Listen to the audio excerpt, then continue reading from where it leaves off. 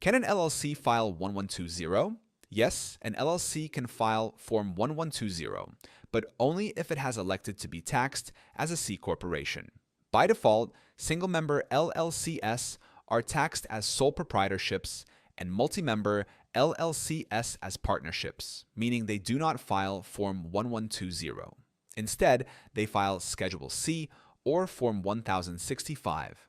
When an LLC chooses C corporation taxation by filing Form 8832 with the IRS, it must then use Form 1120 to report its income, deductions, and tax liability.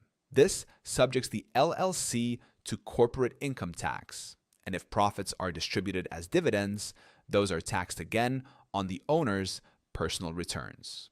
Filing as a C corporation may be beneficial for some LLCs that plan to reinvest profits, attract investors, or take advantage of corporate tax rates. For most small businesses, however, the default pass-through taxation is simpler and more tax efficient.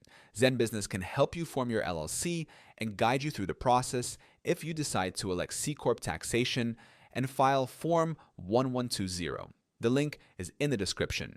And if you want a step-by-step breakdown of LLC basics, you can also download my free guide on how to set up an LLC. That link is in the description too.